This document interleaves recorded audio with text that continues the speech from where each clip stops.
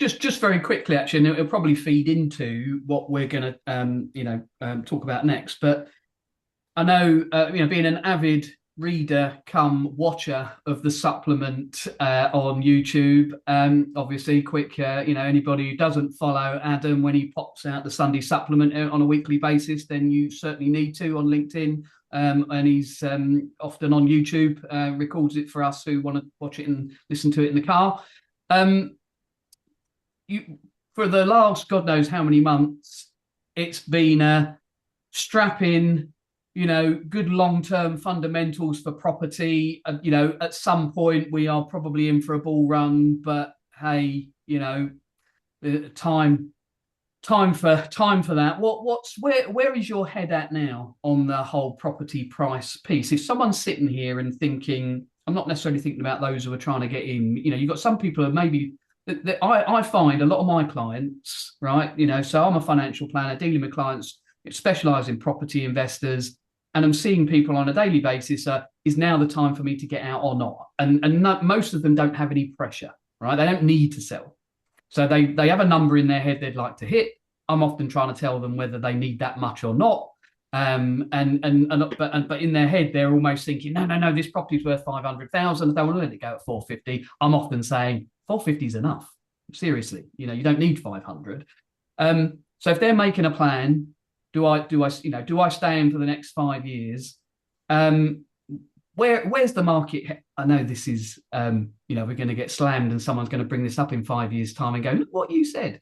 But what's the general thoughts, market sentiment? Where are we heading? Look, go on, Roger. You go first.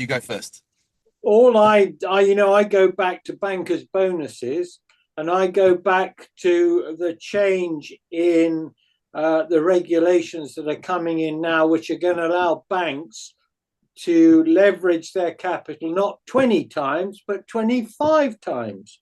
So I think the mortgage market is going to be hyper competitive.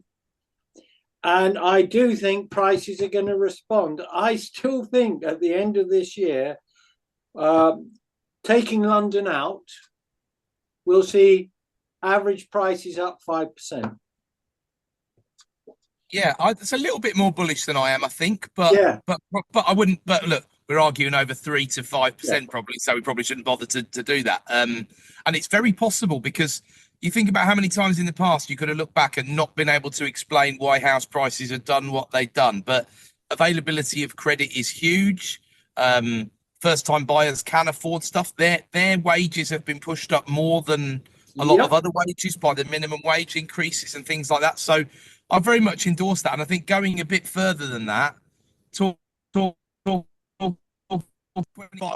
is still my number, John. Absolutely, and I think maybe a bit more. Now, look, London is more difficult, but I don't think London is that far away from a bottom, to be honest with you. Agreed.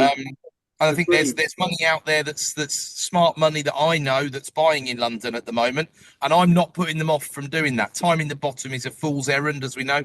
Maybe it does lose another couple of percent by the end of the year, but so what if you buy well in the first place and you've saved 10-20% on the way in? It doesn't really matter what the transactions say. So, the market's still very functional. I first published an article, John, on the 9th of June 2024 saying houses are cheaper than they've been for 20 years when you adjust for inflation, right? Now that is 23 years, even though we're only about 18 months later, because now it's back to Q1 2003 when adjusted for RPI. So if you remember Q1 2003, there was 4 years of significant bull run before anything went wonky. And it was the beginning of a credit fueled boom. Okay, absolutely was. But it was still the beginning. So houses are cheap. And then what's materially changed and is going to change from on the back of all of this? Well, the two things, Iran, we've already talked about. Iran equals inflation, right? How much depends on how long it goes on, as we've already said. But inflation will push wages up, which will enable and facilitate prices being pushed up. So that's a tick in the box, realistically, for prices. One more tick in the box. And then ultimately, replacement cost of housing. It was always been a cornerstone of my strategy in property to buy below replacement costs. I used to have a differential of maybe about 40%.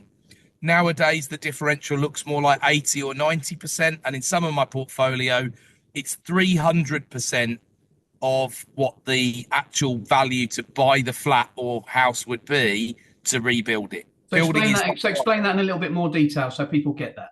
So you got a flat that's worth 50 grand. It's insured to rebuild at 200k. Right now, what does that mean? Well, it means that if anybody wants to build a new flat to rival that supply, the cost, according to the RICS surveyor, is 200k.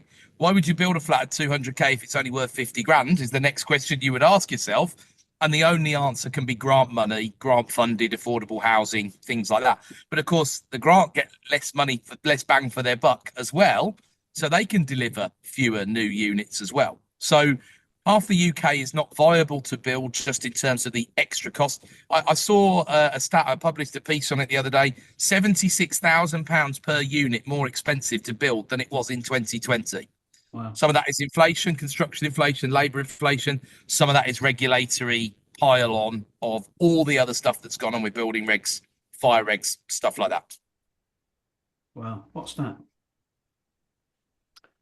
There it is. Like it. Great summary, Adam. Yeah. So, okay, so that's the orange man, and looking forward, always uncertainty. Who knows where that's going to end? But you know what? It is a proper keep calm, carry on moment, probably.